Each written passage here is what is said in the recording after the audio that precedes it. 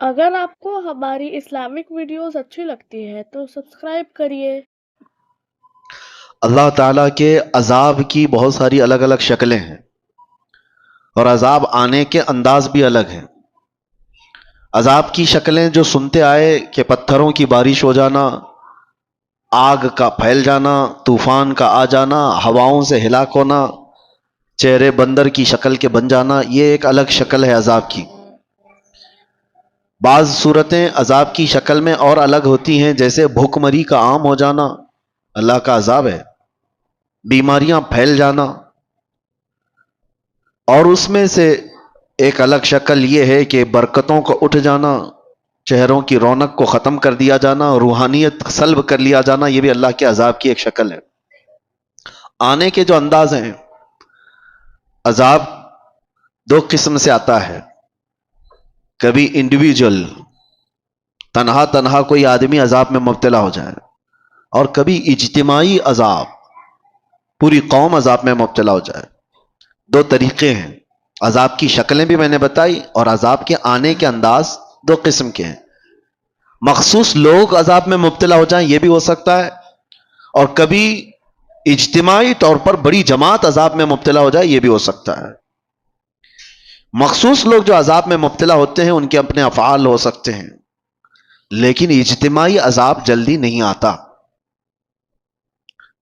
اجتماعی عذاب اللہ تبارک و تعالیٰ کا فوراً اس طرح سے نہیں آتا۔ اس کی وجوہات جو بیان کی گئی ہیں کہ اجتماعی عذاب کبھی آتا ہے کسی قوم پر، تو اس کے کارن کیا ہیں، اس کے ریزنز کیا ہیں؟ تین چیزیں بتائی گئی ہیں محدثین نے اور شارحین نے۔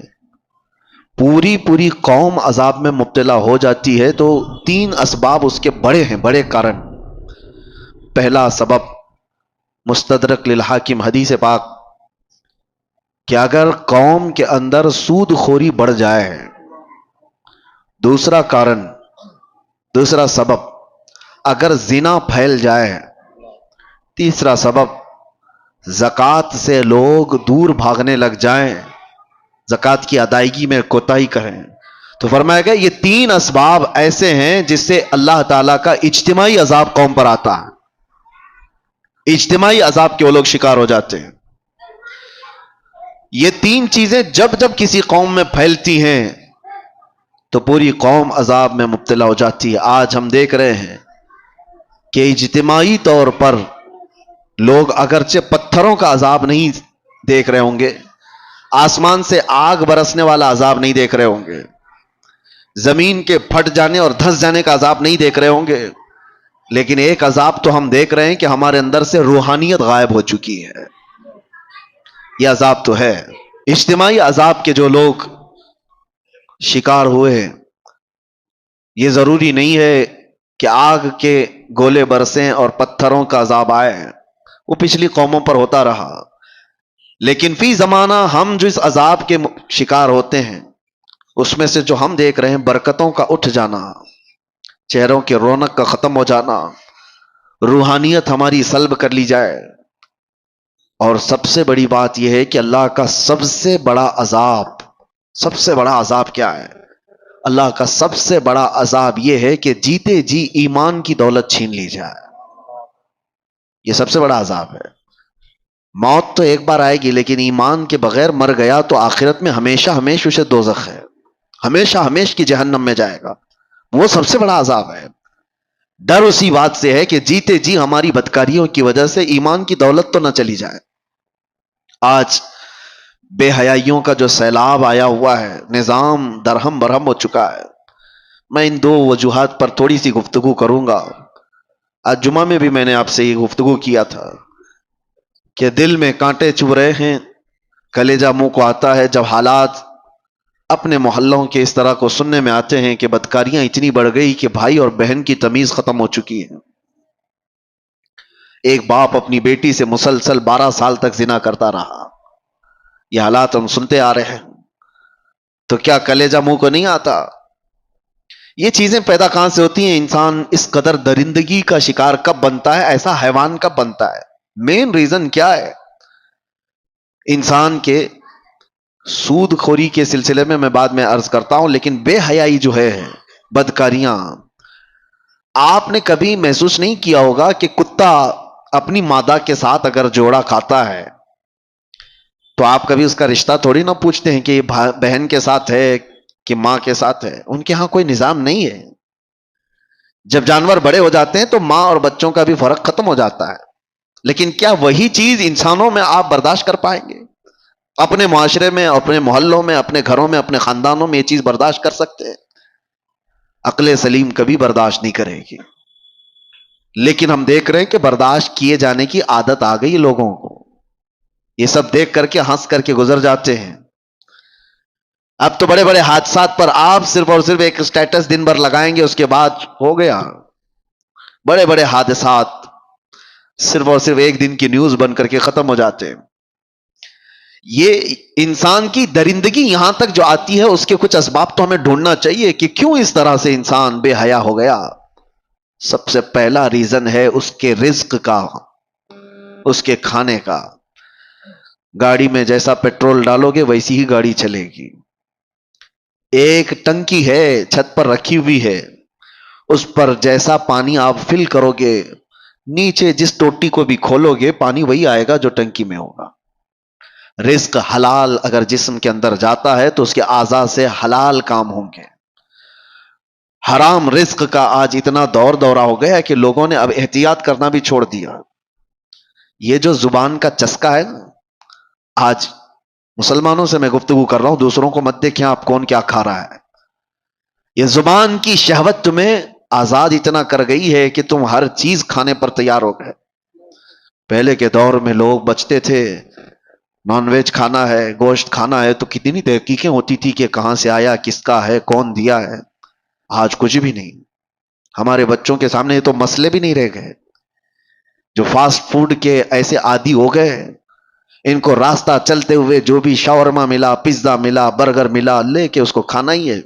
تمہیں پتا ہے میں جانتا ہوں کئی ایسے لوگوں کو جو کہتے بھی ہیں کہ ہم مردہ مرغیوں کو بیچتے ہیں.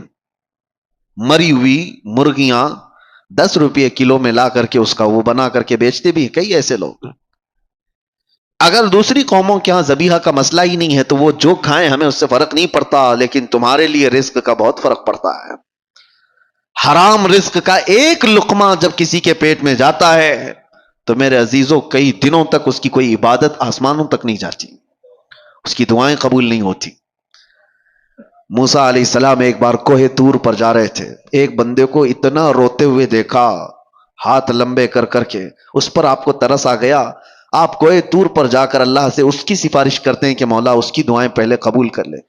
رب تعالیٰ فرماتا ہے موسیٰ وہ مانگتے مانگتے مر جائے، ہاتھ پھیلاتے پھیلاتے آسمانوں تک بھی لائے، تب بھی میں اس کی دعا نہیں قبول کروں گا. موسیٰ علیہ السلام ڈر گئے کہ ایسا کیا گناہ کیا اس نے. تو اللہ تعالیٰ فرماتا ہے کہ اس کے پیٹ میں حرام لقمہ ہے، اس کے جسم پر حرام لباس ہے. جب تک یہ ہوگا اس کا رونا گڑ گڑانا میں نہیں دیکھوں گا. آپ کیا سمجھتے ہیں یہ ہلکا ہے؟ یہ چیز کے کنٹرول ختم ہو گیا ہے جس کی وجہ سے یہ بے حیائیاں عام ہو گئیں، بدکاریاں پھیل گئیں، لوگ آج تمیز بھول گئے. کئی ایسے نوجوانوں کو دیکھا ہے ان کو کوئی خوف ہی نہیں رہ گیا، ڈر ہی نہیں رہ گیا. رزق کا بہت بڑا اثر ہے میرے عزیزوں. سب سے پہلے اس پر کنٹرول کرو، اپنے کھانے پینے پر حلال کی طرف توجہ کرو، ورنہ یہ حرام چیز کے متعلق میرے آقا صلی اللہ علیہ وسلم فرماتے ہیں جو پیٹ حرام لقمہ بھرتا ہے اس کے لیے سب سے زیادہ بہتر ہے کہ جہنم کی آگ ہی اس کے پیٹ میں بھری جائے گی. وہ زیادہ مناسب یہی ہے کہ وہ جہنم کی آگ اس کے پیٹ میں بھری جائے گی. لوگ آج بزنس میں بھی، تجارت میں بھی یہ دیکھنا بھی چھوڑ دیے کہ پیسہ کہاں سے آ رہا ہے. لو دبا لو، ساری چیزیں دبا کر رکھو، کس کا مال کتنا ہڑپ لیا، کس کا حق دبا کر کے رکھ لیے، سب حرام ہے. رزق حرام کے ذریعے. صرف یہ نہیں ہے کہ آپ ذبیحہ دیکھ رہے ہیں مسلمان نے ذبح کیا ہے وہی گوشت آنا چاہیے. ارے کسی کا دبا کر کے ایک دن ہم بھی رکھا ہے وہ حرام ہے. دھوکہ دے کر کے کمائی ہوئی چیزیں حرام ہے. امام اعظم ابو حنیفہ رحمۃ اللہ تعالی علیہ کپڑے کے بڑے تاجر تھے. ایک بار ان کی کپڑے کی دکان میں ایک تھان میں عیب والا کپڑا آیا تھا، تھوڑا سا کچھ داغ تھا. خادم سے بتایا تھا کہ بیچنا تو یہ گراہک کو بتا کر کے بیچنا کہ اس میں عیب ہے. امام اعظم ابو حنیفہ چھوٹے موٹے تاجر نہیں تھے، بہت بڑے تاجر تھے. शाम को उनका खादिम आया। उस दिन जानते हो तकरीबन 4 लाख दिरहम की तिजारत हुई थी। सबसे पहले आपने सवाल किया क्या वो ऐब वाला जो कपड़ा था वो थान बिक गया? उस खादिम ने कहा बिक गया, वो तो सुबह ही बिक गया। कहा बताया था? कहा अरे मैं भूल गया था। इमाम आजम ने कहा कि ये 4 लाख पूरे के पूरे बांट दो, इसमें का 1 रुपया भी मेरे लिए हलाल नहीं है। मेरे अजीजों, ये अइम्मा इज़ाम थे जिन्होंने शक वाली चीज को भी अपने घर आने नहीं दिया। शक वाली चीज भी। मैं पढ़ रहा था इससे कबल एक बात, शायद आपके सामने मैंने इसको शेयर किया है, बयान किया है। बगदाद के एक बहुत बड़े आलिम दीन थे, बड़े बड़े उलमा को पढ़ाया करते थे। उनकी मजलिस लगी हुई थी, बच्चे बाहर खेल रहे थे, बच्चों की गेंद उड़ करके ये उलमा की महफिल में आकर गिर गई। सब बच्चे डर गए। जाहिर सी बात है, बच्चों में जो अदब और तमीज होती है ना, इसका भी बहुत बड़ा असर होता है। बड़ों की मजलिस में जाने से बच्चे डर गए। बड़े बड़े उलमा बैठे हुए हैं, कौन गेंद लेकर के आएगा? एक बच्चा उसमें कहता है कि मैं लेकर के आ जाता हूं। वो बगैर खौफ किए डरे हुए सारे उलमा की गर्दनों पर फलानते हुए इधर उधर पैर रखते हुए मजलिस में आया और बड़ी बेहुरमती से वो गेंद लेकर के चला गया। वो जो उलमा की मजलिस थी वो छोटे आम लोग नहीं थे, वो औलियाए वक्त थे। उन्होंने देखा उस बच्चे को गौर से। वो बच्चा कोई और नहीं, जो उस्ताद पढ़ाने के लिए बैठे हुए थे उनका ही बेटा था, जो सबसे बड़े आलिम दीन थे उनका बेटा था। सबकी गर्दनें झुक गईं कि इस बड़े घर का बच्चा ऐसी कैसी हरकत कर सकता है। वो जो बुजुर्ग थे वो सर झुका लेते हैं, कहते हैं उसका कसूर नहीं। बात दर हकीकत यह है कि जब हमारी शादी हुई और हम घर आए तो हम 3 दिन से फाका में थे, घर में खाने को कोई चीज नहीं थी। मैं और मेरी बीवी फाका कर रहे थे।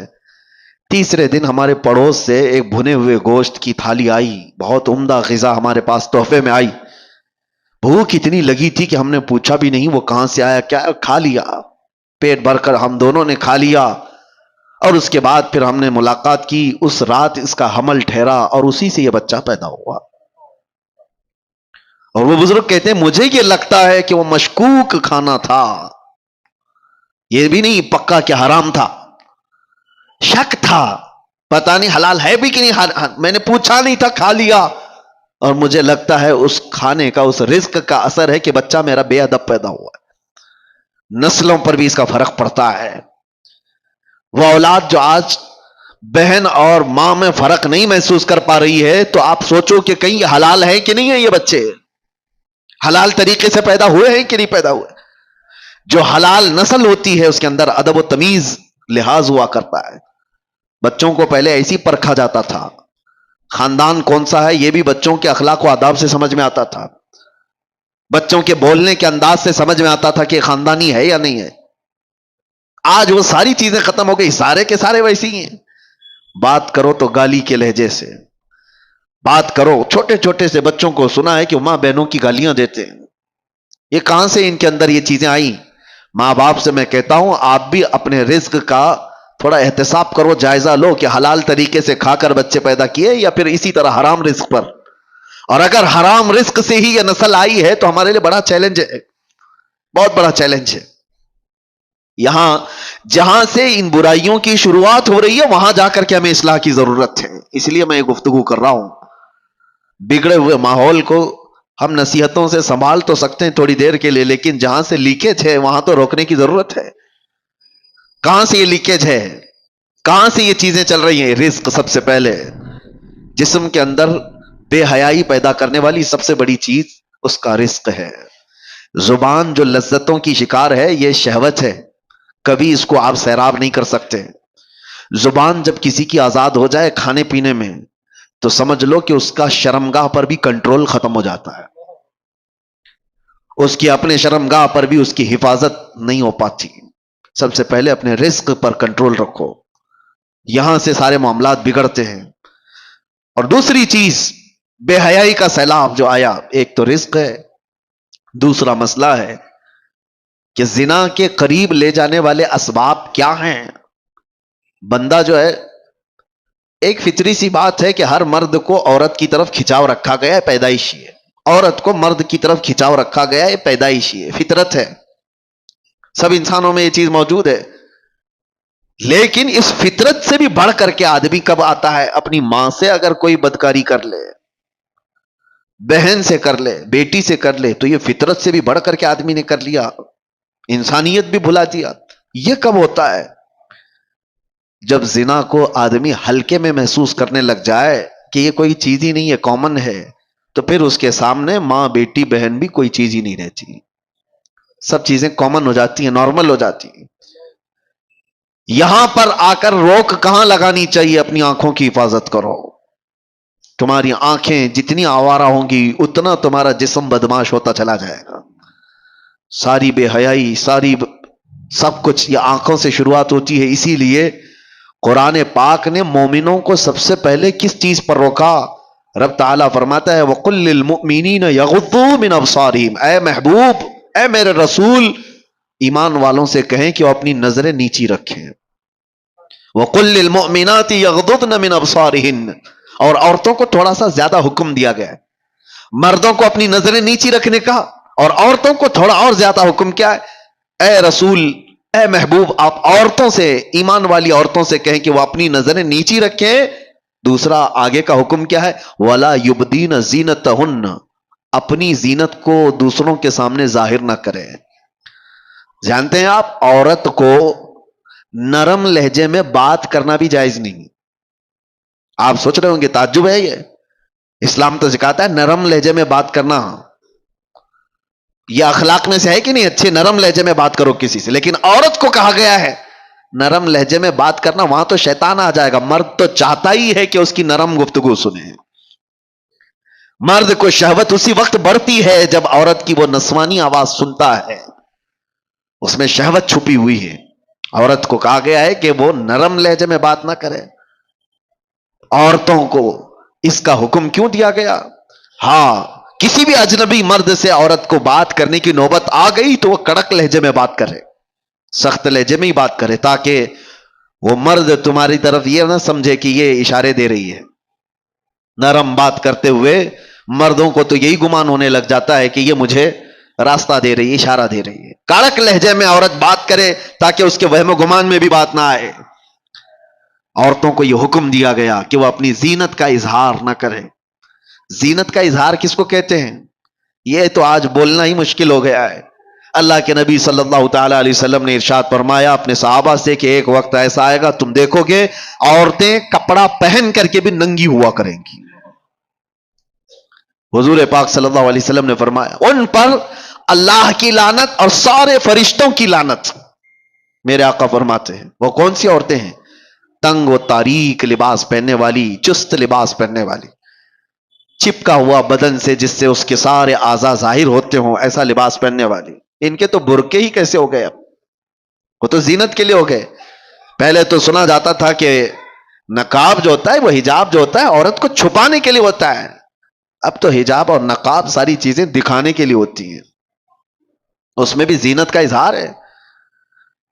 حکم یہ تھا کہ باہر سے اگر کسی کی نظر پڑ جائے تو مرد یہ پہچاننے سے عاجز ہو جائے کہ یہ جوان عورت ہے کہ بوڑھی عورت ہے، اسے یہ پہچاننے کی تمیز بھی نہ رہے. اس طرح سے وہ عورت کو حجاب کا حکم تھا. لیکن عورتیں آج کپڑا پہن کے بھی ننگی ہیں. یہ زنا کے عام ہونے کے اسباب ہیں. جب اس طرح کی حرکتیں ہوں گی تو گھر محفوظ نہیں رہیں گے، کسی کے گھر محفوظ نہیں رہیں گے. نوجوانوں سے ہم تاکید تو کر سکتے ہیں کہ بیٹا آپ اپنی نظریں نیچی رکھو، اپنی حیا کا قتل مت کرو. ہم آپ سے یہ کہہ تو سکتے ہیں کہ آپ اپنے آپ کو کنٹرول میں رکھو. لیکن ان عورتوں کا کیا جو خود ہی ننگی باہر آ جائیں؟ ایک نوجوان کہاں تک اپنے آپ کو سنبھالے گا، کہاں تک برداشت کرے گا؟ کیا اس میں ان عورتوں نے بڑا کردار نہیں ادا کیا ہے کہ بے حیائی کو پھیلانے میں، بچوں کے اخلاق کو بگاڑنے میں ان عورتوں کا کردار نہیں ہے؟ بہت بڑا کردار ہے. ہم دنیا بھر کی عورتوں کو کچھ کہنے جائیں تو ہمیں اب ٹون مارا جائے گا کہ عورتوں کے حقوق کا قاتل ہے، یہ عورتوں کی آزادی کے خلاف ہے یہ مولانا لوگ. دیکھو پورے جھنڈ کے جھنڈ حملہ کرنے لگ جاتی ہیں عورتیں. کوئی ایک بھی اگر ان کے لباس پر بات کرے تو ان کو ایسا لگتا ہے کہ سب کے سب حملہ آور ہو جائیں گی. عورتوں پر ہی بولتے ہو، مردوں کو نہیں بولتے. اسلام وہ ہے جو پہلے مردوں کی آنکھوں پہ پابندی لگایا ہے، لیکن اس کا مطلب یہ نہیں ہے کہ سارے مرد اپنی آنکھیں نیچے رکھ کر کے ہی جائیں گے اور آپ اپنا جسم کھلا رکھ کر کے ہی کہو. تو ان عورتوں سے میں کہتا ہوں جن کو ہمارے جملے برے لگتے ہیں، میاں قانون بھی ہے، پولیس بھی ہے، ڈپارٹمنٹ بھی ہے، سب کچھ تو ہے گورنمنٹ کے اندر، حکومت کے اندر، تو پھر اپنا سونا چاندی تجوری میں کیوں رکھتے ہو؟ چوکھٹ پہ رکھا کرو. پولیس تو ہے نا حفاظت کے لیے، گورنمنٹ تو موجود ہے. لاؤ اپنی جویلری پوری باہر دروازے کے باہر رکھ کر کے آرام سے سو. آپ کو لگے گا نہیں پولیس تو ہے، 24 گھنٹے تھوڑی نا میرے مال کو دیکھ رہی. یہی ہم آپ سے کہنا چاہتے ہیں، نوجوان اپنی آنکھیں نیچی تو کر لیں گے لیکن 24 گھنٹے نہیں کر سکتے. تم اپنی حفاظت تو کرو، تم اپنے جسموں کی حفاظت کرو. اور جس طرح سے یہ عورتوں کو برا لگتا ہے، میں ان سے یہی کہتا ہوں تمہارے جسموں کو ہم حفاظت کے لیے کہہ رہے ہیں، یہ نہیں کہ کوئی یہ پابندی ہے، یہ کوئی قید ہے. کس نے کہا کہ تم کو قید کرنا ہے؟ اگر عورتوں کو قید میں رکھنا ہوتا تو ہماری آدھی شریعت ام المومنین عائشہ صدیقہ سے نہیں چل رہی ہوتی. سیدتنا عائشہ صدیقہ رضی اللہ تعالیٰ عنہا کے بیان کردہ حدیثوں سے آدھی شریعت ہے ہماری. آپ کو کیا لگتا ہے عورتوں کو قید کیا گیا ہے؟ عورتوں کو قید نہیں، عورتوں کو ان کے مقام پر رکھا جا رہا ہے جس کے وہ حقدار ہیں. کبھی آپ یہ سوال کرتے ہیں کہ خانہ کعبہ پر غلاف کیوں چڑھایا جاتا ہے؟ اس لیے کہ وہ مقدس ہے. قرآن پہ غلاف کیوں رکھا جاتا ہے؟ فرق کرنا ہے کہ وہ مقدس ہے. یہ تمام چیزیں کیوں رکھی جاتی ہیں؟ کہ ان کا تقدس برقرار رکھے. عورتوں کو اسی لیے پورے لباس کی بات ہم کرتے ہیں کہ ان کا تقدس برقرار رہے. ننگی رہے تو ہر ایرا غیرہ نتھو کھیرا دیکھتا تو رہے گا ہی. لوگوں کی شہوت پر کسی کا کنٹرول تھوڑی نہ ہے. کتنوں کی آنکھوں کو ہم بچائیں گے؟ یہ بے حیائی کا جو دورہ ہے اس میں یہ سارے اسباب ہیں. برا رزق جب جسم میں جاتا ہے تب اس کا زنا کی طرف میلان زیادہ ہوتا ہے. حرام رزق جسم میں آتا ہے تو بے حیائی کی طرف بڑھتا ہے. اور دوسرا کارن، عورتیں اور مرد جب اپنے لباس کے ساتھ ناانصافی کرتے ہیں تو پھر یہ بے حیائیوں کا دورہ ہے. شیطان یہ چاہتا ہی ہے کہ تمہارا لباس نکال دیا جائے، تمہیں ننگا کر دیا جائے. وہ یورپ ہے جس نے جانور اور مردوں کے، انسانوں کے فرق کو مٹا دیا ہے. میں اکثر ایک جملہ جو کہتا ہوں، ننگا رہنا اگر فیشن ہے تو بھینس زیادہ فیشنیبل ہے، جانور زیادہ فیشنیبل ہے، وہ تو کچھ بھی نہیں پہنتے. ننگا رہنا کوئی فیشن ہے؟ انسانیت کیا ہے؟ ہم کوئی جنگلی زندگی گزار رہے ہیں کیا؟ ہمیں کپڑے میسر نہیں ہیں؟ اس کو یہ شیطانی تمام جماعتوں نے مل کر کے شہوتوں کو عام کرنے کے لیے ننگا کیا ہے. ورنہ کپڑوں کی دشمنی کس کی ہے؟ ارے بڑے بڑے برانڈ کے کپڑے تو تم ہی لوگ بناتے ہو اور پھر ننگا بھی رکھنا چاہتے ہو. کمپنیاں بند کر دو، کپڑے ہی مت بناؤ. جو کپڑے بنتے ہیں تو اس بات کا تصور میں آپ کو لانا چاہتا ہوں، کس کے لیے بنتے ہیں؟ جانوروں کے لیے. حیرت ہوتی ہے، میں کبھی کبھار یہ بھی چیز محسوس کرتا ہوں، محفلوں میں، شادیوں میں، باراتوں میں وہ کرسیاں زیادہ پردے میں رہتی ہیں عورتوں سے ہیں. اور کرسیوں کو شامیانے والے موجود ہیں، اوپر سے نیچے تک چھپائے ہوتے ہیں، پتہ بھی نہیں چلتا اندر لال کرسی ہے کہ پیلی کرسی ہے، کپڑا اڑا دیا ہے. بے جان کرسی کو اتنا پردے میں رکھا ہے اور جان والی عورت کو پوری طرح سے زینت بنا کر لوگوں کے سامنے رکھا ہے. ان خواتین سے میں کہتا ہوں تمہیں آج کوئی روکنے والا نہیں ہے، کوئی قانون ایسا نہیں ہے کہ تمہیں پابند کرایا جائے. صرف ایک قانون ہے، وہ اللہ رب العزت کا خوف. تمہیں قیامت کے دن اٹھایا جائے گا. میرے آقا صلی اللہ تعالی علیہ وسلم نے فرمایا معراج کی شب میں نے جہنم میں اکثر عورتوں کو دیکھا ہے. ان کے عذابات کا بھی ذکر فرمایا. ان میں سے ایک عذاب کا ذکر میرے آقا نے فرمایا کہ عورتوں کو بالوں سے باندھ کر کے سزا دی جا رہی تھی اور ان کے بالوں میں پیپ اور خون بھرا ہوا تھا اور فرشتے ان کو دردناک اذیتیں دے رہے تھے، عذاب میں مبتلا کر رکھے ہوئے تھے. پوچھا گیا کون سی عورتیں؟ کہا گیا کہ یہ اپنی زینت کا اظہار عوام کے سامنے کرتی تھی، یہ بے حیا باہر آیا کرتی تھی. تمہیں اسلام نے جو عزت و وقار دیا ہے اس عزت و وقار کے ساتھ رہو، ورنہ معاشرہ بہت خراب ہوتا جا رہا ہے. اب یہاں مردوں کی ذمہ داری ہے، اپنی بیٹیوں کو پردہ سکھاؤ. ننگی لا کر کے بازاروں میں گھمانے کو پوش نہیں کہا جاتا. بے حیا آدمی ہے وہ جو اپنی بیٹیوں اور اپنی عورتوں اور اپنی بہنوں کے پردے کے سلسلے میں آزاد خیالی کا اظہار کرتا ہے. نہیں، ہمارے یہاں تو یہ سب نہیں چلتا ہے، نہیں چلتا ہے. میرے آقا صلی اللہ علیہ وسلم نے فرمایا دیوس جہنمی ہے، دیوس جہنمی ہے، دیوس جہنمی ہے۔ صحابہ نے پوچھا یا رسول اللہ وہ کون ہے دیوس؟ حضور پاک فرماتے وہ شخص دیوس ہے جس کی عورت بے پردہ باہر نکلتی ہے، وہ مرد بھی جہنم میں جائے گا۔ مرد کے بارے میں، عورت کے بارے میں اور مرد کے بارے میں۔ اور ایک بات میں آپ کو بتاؤں، مرد اپنی غیرت اور اپنی مردانگی کیسے اس کی پہچانی جاتی ہے؟ عرب والوں سے آج بھی پوچھو، عرب میں آج بھی جا کر کے پوچھو، آج بھی ان کے حالات اگرچہ بگڑے ہوئے ہوں لیکن سگی بھابھی کو بھی کوئی دیور نہیں دیکھ سکتا وہاں۔ کئی ایسے میں گھر جانتا ہوں، کیونکہ ان کی غیرت ہے، اس کو مردانگی سمجھتے ہیں اپنی عورت کی حفاظت کرنا۔ یہ بے غیرت بے حیا لوگ ہیں جو اپنی عورتوں کا اظہار کرنے کے لیے باہر لے آتے ہیں، شک ہوتا ہے تم پورے ہو بھی کہ نہیں ہو، عورتوں کا اظہار کرانے کے لیے۔ اور اب تو فیشن بنا ہوا ہے، ایک خوبصورت عورت کسی کی آ گئی تو وہ دوستوں میں لا لا کر کے اس کو ملوا رہا ہے، اس کو دکھوا رہا ہے، دیکھو ہم تمہاری بھابھی کیسی ہے۔ معاذ اللہ رب العالمین، تم زنا کے دروازے کھول رہے ہو، تم بے حیائی کی دروازے کھول رہے ہو۔ تمہاری عورت بازار کی زینت نہیں ہے جو لا کر کے دکھا رہے ہو۔ ارے موبائل دکھا دیا، گھڑی دکھا دیا، جوتے چپل دکھا دیا، سمجھ میں آتی ہے کہ چلو اس کی اپنی خوشیوں کا اظہار کر رہا ہے، اپنی بیوی کو دکھاؤ گے دوسروں کے پاس اور امید کیا رکھتے ہو سامنے والے سے؟ یہ تو بات ہی الگ ہو گئی کہ کتے کو سامنے گوشت دکھا کر کے پھر کہا جائے کتا کچھ نہیں کرتا ہمارا۔ کتا گوشت خور ہے، وہ کھائے گا، آج نہیں کھائے گا، کل نہیں کھائے گا، کبھی تو تم نے دروازہ کھول رکھا ہے، وہ کبھی نہ کبھی کھائے گا اس چیز کو۔ اسی لیے میرے عزیزوں، ایک بزرگ نے اپنے مرید سے کہا تھا، یہی لڑکیوں کے پردے اور حجاب کے بارے میں بات آئی تو انہوں نے کہا تھا بیٹا گوشت خرید کر کے لانا، 2 کلو گوشت ایک کھلے برتن میں سر پر رکھ کر کے لانا، کپڑا مت ڈھانکنا۔ وہ گوشت تو خرید لیا، سر پہ برتن رکھ کر کے اپنے بزرگ استاد کے پاس لا رہا تھا، جب تک کوے سارا گوشت کھا گئے تھے، کوئی چیل کوئی کوا کوئی اٹھا کر کے لے گئے، برتن خالی۔ تو استاد نے اس سے پوچھا کہاں گیا گوشت؟ کہا سب تو یہ پرندے کھا گئے، آپ نے منع کیا تھا کپڑا رکھنے۔ میں نے کہا، اس بزرگ استاد نے کہا تم نے دیکھا یہ تھوڑے سے سفر میں چیل کوے کھلے گوشت کو چھوڑتے نہیں، تو تمہاری ماں اور بہنوں کو کھلا رکھو گے تو یہاں کے درندے کیسے چھوڑ دیں گے؟ یہ زنا کا عام ہونا، یہ بڑی بڑی باتیں کرتے ہیں۔ آج ریپ بہت ہونے لگ گیا، کیا سزائیں نہیں ہیں دنیا میں؟ آج تو اتنی سخت سزائیں، 20 سال کی سزائیں، عمر قید کی سزا ہے، پھانسی کی سزا ہے۔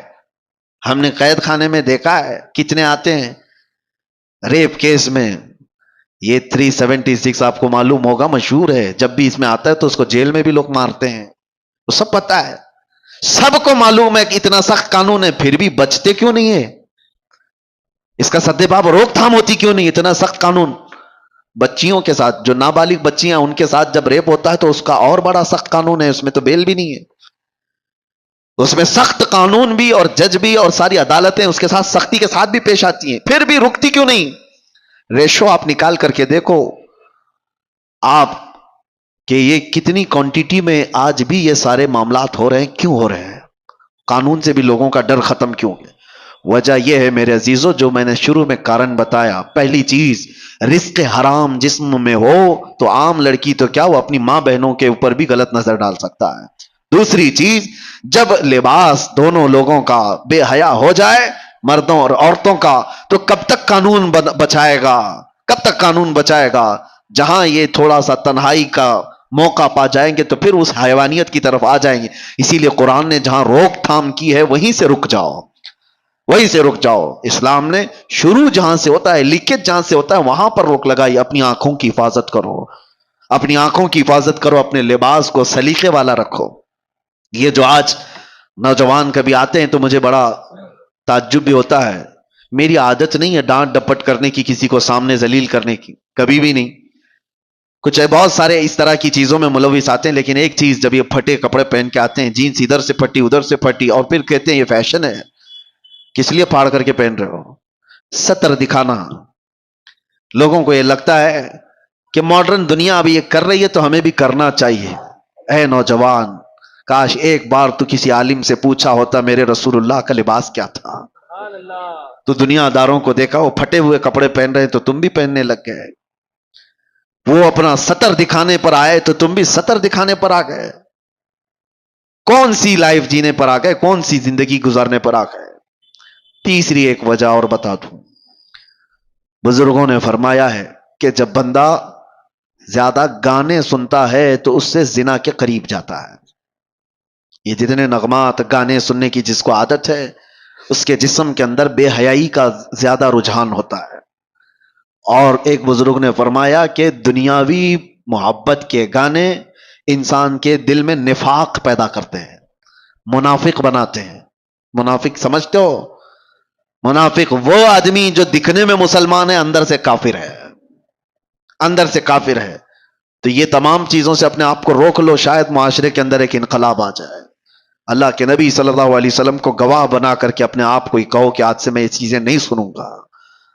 ارے روزانہ ہو سکے تو اللہ کا کلام ایک سورہ سن کر کے تو سو، دیکھو جسم کے اندر کتنا اثر پیدا کرتا ہے۔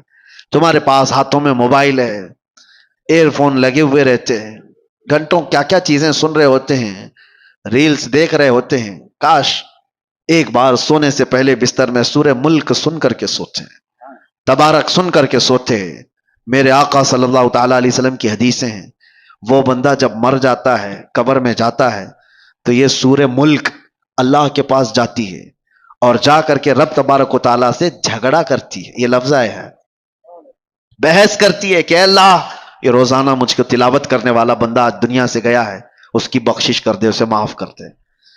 جب تک رب تبارک و تعالیٰ معاف کرنے کا حکم نہیں کرتا تب تک وہ نہیں آتی۔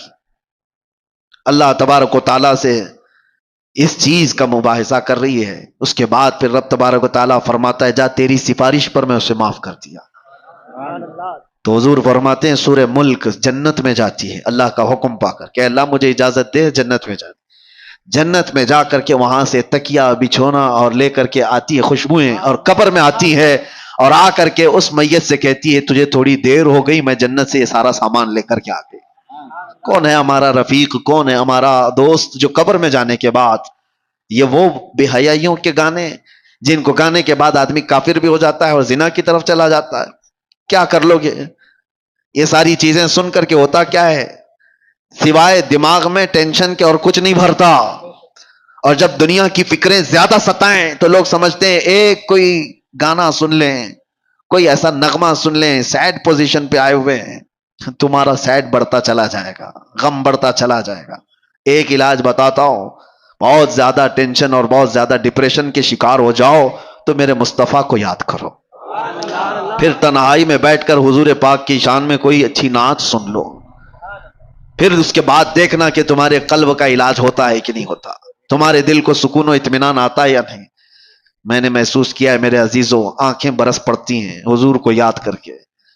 جب آدمی گھبرا کر کے حضور کو سننے کی کوشش کرتا ہے تو دل کی جتنی بھی بھڑاس ہے وہ نکل جاتی ہے، دیواروں کو پکڑ کر کے رونے کا من کرتا ہے، پھر سب کچھ ہلکا ہو جاتا ہے۔ بعد میں اسے لگتا ہے، اسی کو اعلیٰ حضرت نے کیا فرمایا تھا، ان کے نثار کوئی کیسے ہی رنج میں ہو، جب یاد آ گئے ہیں سب غم بھلا دیے ہیں، ان کی مہک نے دل کے غنچے کھلا دیے ہیں، جس راہ چل دیے ہیں کوچے بسا دیے ہیں۔ نبی آخر الزمان صلی اللہ تعالی علیہ وسلم کی یاد تمہارے دلوں کے اندر ایک انقلاب پیدا کرے گی، تمہارے چہرے پر رونق اور تمہاری زبان میں اثر پیدا کرے گی۔ اور آخری بات کی طرف میں آتا ہوں، ان بے حیائیوں اور برائیوں سے اپنے آپ کو بچانے کا ایک مضبوط اسلحہ دے کے جاتا ہوں، مضبوط ہتھیار۔ کیسے روکو گے؟ آنکھیں بچتی نہیں ہیں، زبان رکتی نہیں ہے، بے حیائی کی طرف زیادہ چلے جاتے ہیں۔ کوئی چیز تو ہونی چاہیے، لوگ آج شارٹ کٹ علاج زیادہ چاہتے ہیں۔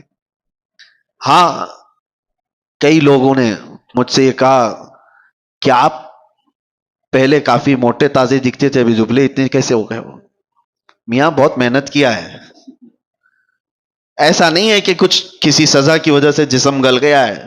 دن میں 8-8 کلومیٹر چلتا تھا، محنت کیا۔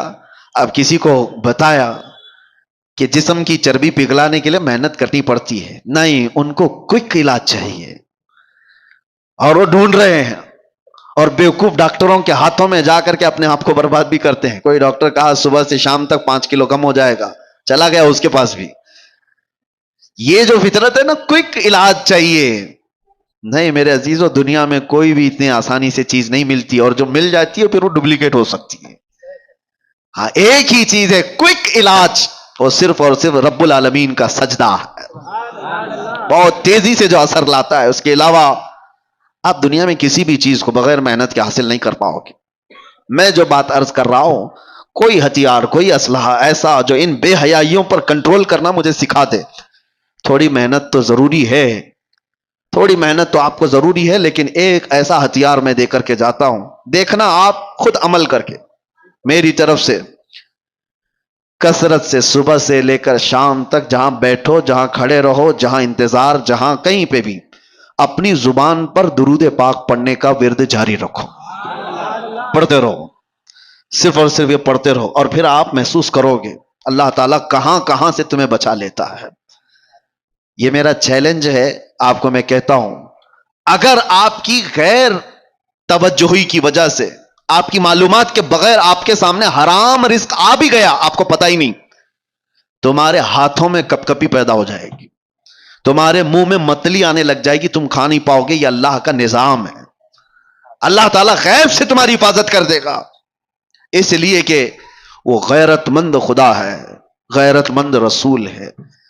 رب تبارک و تعالی ان زبانوں کی حفاظت کیسے نہیں کرے گا جو اللہ کے ذکر کے لیے کھل رہی ہیں اور اس کے حبیب پر درود کے لیے کھل رہے ہیں. کثرت سے آپ درود پڑھنے کی عادت ڈال لو. میں نے سنا تھا شاعر مشرق اقبال کے متعلق، ڈاکٹر اقبال کو سنا ہوگا، ایک ہی شعر ہزاروں بار پڑھا گیا لیکن آج بھی اس میں ایک جان نظر آتی ہے کہ محمد سے وفا تو نے، تو ہم تیرے ہیں، یہ جہاں چیز ہے کیا لوح و قلم تیرے ہیں. جملہ ہی تو ہے نا، شعر ہی تو ہے، ہزاروں شعروں پر بھاری شعر ہے. اقبال نے ایک دو شعر نہیں لکھے، ہزاروں شعر لکھے، لیکن اتنا اثر ہے کہ ہر مجمع میں، اور ایک بار نہیں 1000 بار پڑھو، اثر آج بھی دیتا ہے کہ نہیں دیتا. اقبال کے ان اشعار میں اثر کیسے اتنا؟ تو اقبال نے کہا تھا میں نے 1.25 کروڑ مرتبہ درود پاک پڑھا ہے، 1.25 کروڑ مرتبہ درود پاک پڑھا. میں نے یہ سنا تھا. اگر یہ بات ہے تو میرے عزیز و زبان کا اثر بڑھ جاتا ہے. ہم نے خود بھی اپنی عادت یہ بنا رکھی ہے، سفر میں ہوں کہیں پر بھی ہوں کثرت سے درود پڑھتے رہیں. اس سے کئی چیزوں سے آدمی بچ جاتا ہے، دوسروں کی غیبت کرنے سے، دوسروں کو برا بھلا کہنے سے، اور اپنی زبان کو غلط چیزوں کی عادت ڈالنے سے. ان تمام چیزوں سے اللہ حفاظت کرتا ہے. تو آج سے ان چیزوں کی عادت ڈال لو، اللہ تعالیٰ ان بے حیائیوں کو ہمارے اندر آنے سے محفوظ فرما دے.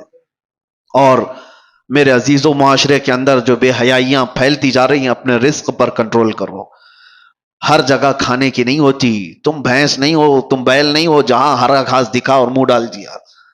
ہر چیز تمہارے کھانے کے لیے نہیں ہے. اپنے اندر حلال اور حرام کی تمیز ہمیشہ رکھو. ایک لقمہ بھی اگر جاتا ہے تو تمہاری نسلوں پر بھی اثر کرتا ہے، نسلوں پر بھی اور تمہارے اعمال پر بھی. ایک صاحب ٹرین میں سفر کر رہے تھے، سنا تھا میرے استاد سے، بہت پرہیزگار آدمی تھے، بہت پرہیزگار. سفر کرنے کے وقت ظاہر سی بات ہے بہت سارے لوگوں سے ملاقات ہو جاتی ہے. ایک بڑا مالدار آدمی بھی اس پہ سفر کر رہا تھا. اتفاق سے ایسا ہوا کہ وہ اتر گیا اور وہ اپنا سوٹ کیس چھوڑ گیا، اس کو یاد ہی نہیں تھا. تو یہ جو بہت ہی پرہیزگار عالم تھے، انہوں نے دیکھا کہ یہ صاحب جو مجھ سے صبح سے ملے ہوئے تھے ان کا سوٹ کیس چھوٹ گیا. اٹھایا تو دیکھا وہ کھلا ہی تھا. بے شمار اس کے اندر مال و دولت، پیسوں کی گڈیاں بھری ہوئی تھی اور جویلری بہت ساری تھی. دیکھا اتنے کی 7 نسلیں کھا سکتی ہیں. اور بیچارہ ایک مولوی غریب آدمی جس کی تنخواہ آج کیا ہوا کرتی، اس زمانے کی بات کر رہا ہوں، 100 سال پہلے کی، یا تقریباً 50 سے 100 سال کے عرصے کے بیچ میں. دل میں برا نہیں آیا، کہا کہ نہیں اس کو ڈھونڈ کر کے اس کے مالک تک پہنچا دوں گا. ایک امانت داری تھی. وہ صاحب علم شخص کہتے ہیں کہ انہوں نے ڈھونڈنا شروع کیا سوٹ کیس سے یا کسی طرح سے پتہ لگایا تو ایک شہر کا رہنے والا تھا. 2 یا 3 دن لگ گئے اس بندے کو ڈھونڈنے کے لیے. اور یہ صاحب گئے اس کے گھر پر، وہ شخص باہر آیا تو دیکھا، پہچان لیا. اس نے کہا کہ آپ ٹرین والے مسافر ہو؟ کہا ہاں میں وہی مسافر ہوں. کہا کیسے آنا ہوا؟ کہا آپ کا سوٹ کیس چھوٹ گیا. وہ فوراً گلے لگ گیا. کہا اس میں تو کتنی بڑی جمع پونجی تھی میری، ایک دو نہیں، تقریباً اس میں لاکھوں کی مالیت کی چیزیں موجود تھی. لیا اور کہا آپ جیسا فرشتہ صفت انسان میں نے نہیں دیکھا آج کے دور میں، اتنے فتنوں کے دور میں. مال ملا ہے، لے کر کے چلا جاتا، نہ میں تم کو کچھ کہہ سکتا تھا، معلوم بھی نہیں تھا. اس نے کہا نہیں، میرا دین یہ نہیں سکھا تھا، میرا دین یہ نہیں سکھا تھا. امانت داری ہے. اللہ کے نبی صلی اللہ تعالی علیہ وسلم کی محبت میں اس شخص نے دے تو دیا. اس کے بعد وہ جو مالدار آدمی تھا اس نے کہا میں سارے لوگوں کو بلا کر تمہارا تعارف کراؤں گا، آپ مہمان بن جاؤ. میرے گھر پہ مہمان بنایا، بہت خاطر تواضع کیا، بہت عزت. گھر میں دعوت عام تھی، لوگ آئے، سب کے سامنے اس سیٹھ نے، اس مالدار آدمی نے اس مولوی کی بڑی تعریفیں کی. ایسا شخص میں نے نہیں دیکھا. ایک دن رکایا، دوسرا دن آیا، تیسرے دن وہ جانے والے تھے، کہا کہ اب مجھے جانے دو. اس نے کہا کہ ٹھیک ہے. تو جس کمرے میں ان کو رکایا گیا تو غسل خانہ بھی تھا. یہ بیچارے مولوی صاحب گئے غسل خانے میں. اس سیٹ کی جو عورت تھی وہ ابھی نہا کے گئی ہوئی تھی، اس کا ہار سونے کا وہاں لٹک رہا تھا. یہ نہائے اور وہ ہار اٹھا کر جیب میں رکھ لیا، چوری کر لیا. تعجب ہو رہا ہے کہ نہیں ہو رہا ہے؟ ایک چھوٹا سا ہار تھا، بہت بڑا بھی نہیں تھا، اس کو رکھ لیا، دبا لیا، کہا یہ لے کے جاؤں گا اس کے گھر سے. اور پھر وہاں سے نکلنے کا وقت آیا تو اتفاق سے اس سیٹ کی عورت جو ہے اس کو یاد آیا غسل خانے میں اپنا ہار چھوڑ کر کے آئی. آ کر دیکھتی ہے تو ہے ہی نہیں ہار. تلاش ادھر ادھر، وہ گھبرائی، کہا کہ میرا بہت قیمتی ہار ہے، میری ماں کا دیا ہوا، کہاں چلا گیا؟ اور میرے بعد یہ مولوی صاحب ہی گئے تھے نہانے کے لیے، اور کون گیا ہے؟